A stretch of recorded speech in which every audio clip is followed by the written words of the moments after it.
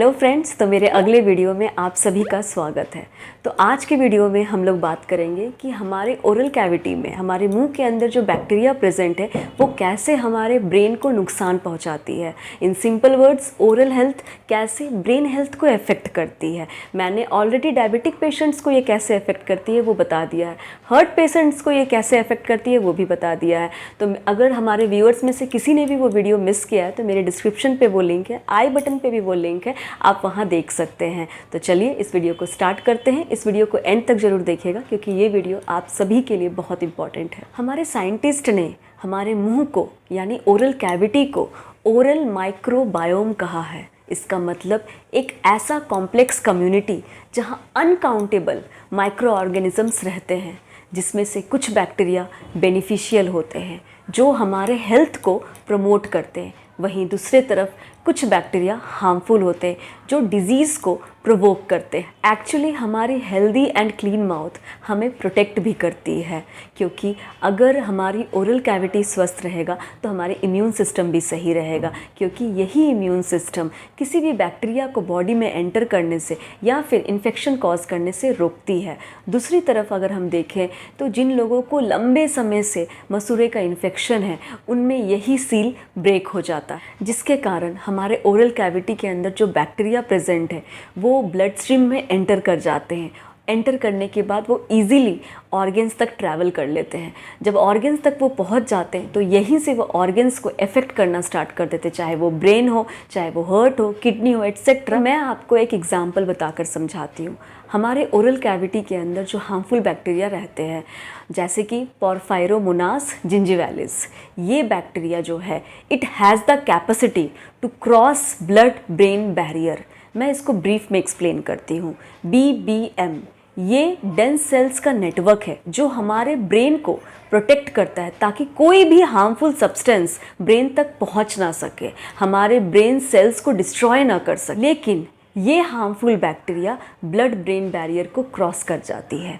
Blood brain barrier को cross करने के बाद ये ब्रेन के अंदर एक टॉक्सिक इंजाइम रिलीज़ करती है जिसे हम जिंजीपेन्स कहते हैं, और ये इंजाइम ब्रेन सेल्स को इन्फ्लेम करना स्टार्ट कर देती है। हमारे साइंटिस्ट आज भी ये डिस्कवर कर रहे हैं, आज भी ये खोज लगा रहे हैं कि आखिर what is the exact nature of link between brain health and oral health. Studies में ये पाया गया है कि जिन लोगों का एज 60-65 से ज़्यादा है, उन लोगों को अगर मसूड़े का इन्फेक्शन है बहुत लंबे समय से, तो उन लोगों में ब्रेन हेल्थ ज़्यादा इफेक्ट होता है। तो अब मैं आप लोगों को कुछ ब्रेन डिजीज़ का एग्जाम्पल देकर समझाती हूँ। सबसे फर्स्ट अल्जाइमर डिजीज़।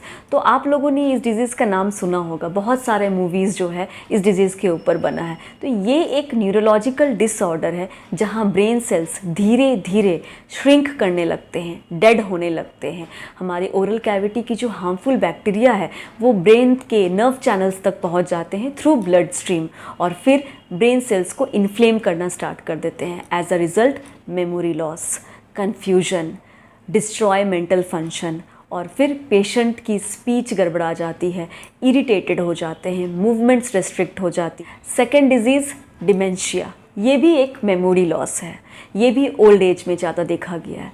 इस बीमारी में भी जो हमारे ओरल कैविटी की हार्मफुल बैक्टीरिया है वो क्रेनियल नर्व के थ्रू ब्रेन तक पहुंचती है, जो हमारे जॉ से कनेक्टेड होती है, और ब्लड स्ट्रीम के थ्रू ये ब्रेन सेल्स को इन्फ्लेम करना स्टार्ट कर देती है। थर्ड डिजीज़ मेंटल इलनेस, मतलब जो मेंटली कॉम्प्रोमाइज्ड लोग हैं उन लोगों में थोड़ा सा दिक्कत होती है अपने ओरल हाइजीन को मेंटेन करना, ओरल हेल्थ रूटीन्स को मेंटेन करना। इसीलिए मैं सजेशन देना चाहूँगी जो उनके फैमिली मेम्बर्स हैं, जो उनके क्लोज्ड वंस हैं, वो उनके ओरल हेल्थ का ध्यान रखें। फॉर एग्ज़ाम्पल जैसे कि उन्हें इलेक्ट्रिक ब्रश प्रोवाइड कर दे, या फिर आप ही उनका ब्रश करें, या फिर कुछ भी खाना खिलाते हैं अगर आप उनको, तो जो माउथ रिंस करना ना भूलें। इन सब चीज़ों का आपको ध्यान रखना है।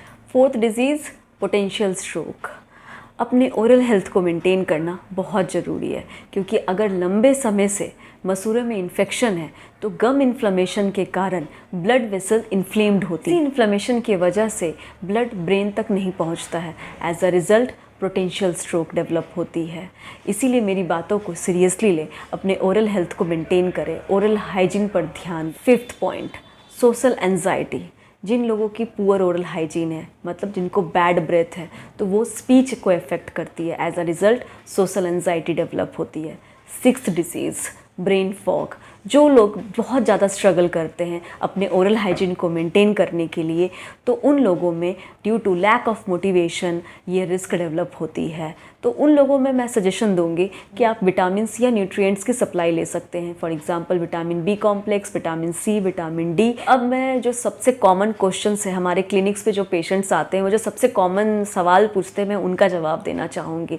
मेजॉरिटी ऑफ पीपल पूछते हैं कि क्या दांत उखाड़ने से हमारे ब्रेन पर कोई इफेक्ट पड़ती है, क्या दांत उखाड़ने से हमारे आँखों पर कोई असर होती है। तो इन सारे सवालों का जवाब एक ही बात है, मिथ है। ऐसा कुछ भी नहीं है।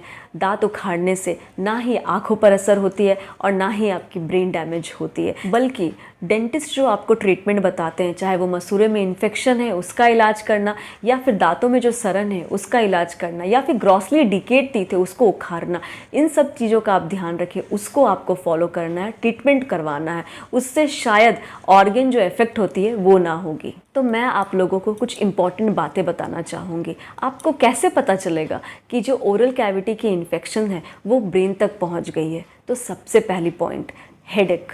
हेडेक ऑफन सीवियर होती है और single portion of the brain पे लोकेटेड होती है, सिंगल साइडेड होती है।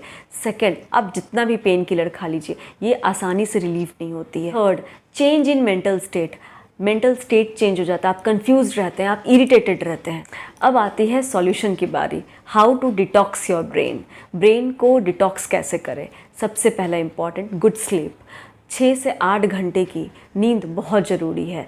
तो जितना अच्छे से आप नींद लेंगी उतना ही ज़्यादा ब्रेन रिलीव्ड रहेगा। सेकंड, एक्सरसाइज करना। एक्सरसाइज करने से आपकी जो ब्लड सप्लाई है वो बूस्टअप होती है और ऑर्गन्स तक इजीली रीच होती है। Third, healthy diet. Fourth, supplements का इंटेक करना, for example minerals and nutrients का। Point, reduce of exposure. Hopefully आपको ये वीडियो पसंद आया होगा, तो अपने फ्रेंड्स, रिलेटिव्स और फैमिली मेम्बर्स के साथ इसे शेयर करें, लाइक करें एंड सब्सक्राइब करें। जय माता दी।